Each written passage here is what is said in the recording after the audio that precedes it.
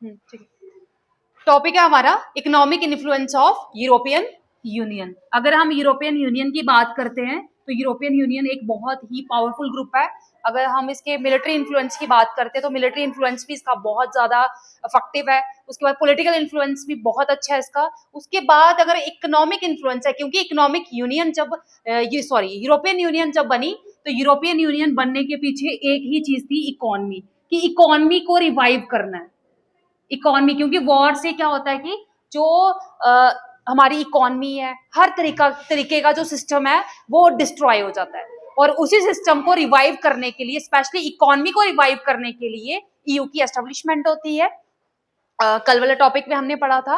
अब प्रॉपर कभी कभी ये हमें शॉर्ट आंसर आ जाता है कि यूरोपियन यूनियन के इकोनॉमिक इन्फ्लुएंस के बारे में बताओ।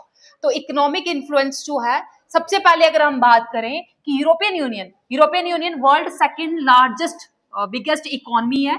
इसकी अगर जीडीपी की बात की जाए तो जीडीपी इसकी यूएस डॉलर 23 ट्रिलियन, ये इस टाइम पे एट प्रेजेंट 2026 में इतनी इसकी जीडीपी है। मतलब कि अगर हम बात करें यूएसए के बाद जो है, यूएसए की सबसे ज्यादा है, और उसके बाद जो है नेक्स्ट टू यूएसए ईयू की इकोनॉमी आती है। तो याद रखना कि ईयू जो है वो वर्ल्ड की सेकंड बिगेस्ट इकोनॉमी है, और इसकी जीडीपी जो 2026 में at present US dollar 23 trillion है। क्लियर। उसके बाद अगर हम इसकी करेंसी की बात करें तो हर एक कंट्री की अपनी अपनी करेंसी है, और करेंसी बताती है कि वहां की इकोनॉमी कितनी ज्यादा स्ट्रांग है, क्योंकि इसकी वैल्यू बताती है हमें। तो वैसे ही इसकी अपनी एक करेंसी है, और यहाँ की ईयू की करेंसी का नाम है यूरो। ठीक है, यूरो। इजी है याद रखना उसको, क्योंकि यूरोपियन यूनियन तो यूरो। क्लियर।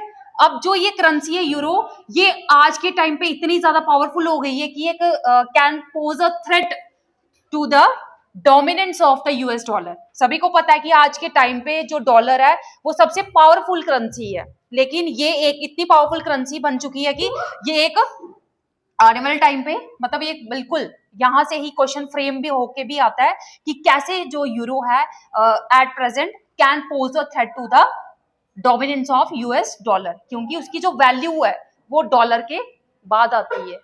डॉलर के बाद पावरफुल करेंसी में यूरो आता है। क्लियर। उसके बाद अगर हम बात करें ईयू की, तो ईयू का जो शेयर है वर्ल्ड ट्रेड में वो कितना है? The EU share of the world trade is much larger than that of the US, allowing it to be more assertive in trade disputes with the US and China।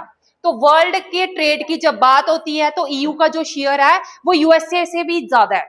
तो ये एक चिंता का कारण बन जाता है, क्योंकि अगर वर्ल्ड ट्रेड में इसकी कंट्रीब्यूशन ज्यादा है तो देन चाइना और यूएसए, ये जो मोस्ट पावरफुल कंट्रीज की बात की जाती है, तो देन उनके सामने एक चैलेंज खड़ा हो जाता है। ठीक है। और ये देखो, ये ना ही यूएसए की तरफ जाता है ना ही चाइना की तरफ, दोनों की आपस में टसल चलती है। तो ये दोनों से व्यापार करता है, अपनी कंट्रीब्यूशन भी दे रहा है वर्ल्ड ट्रेड में और अपना फायदा ले रहा है, और दैट्स व्हाई इसका यूरो जो है, ये इनकी इकोनॉमी जो है वो स्ट्रांग होती जा रही है।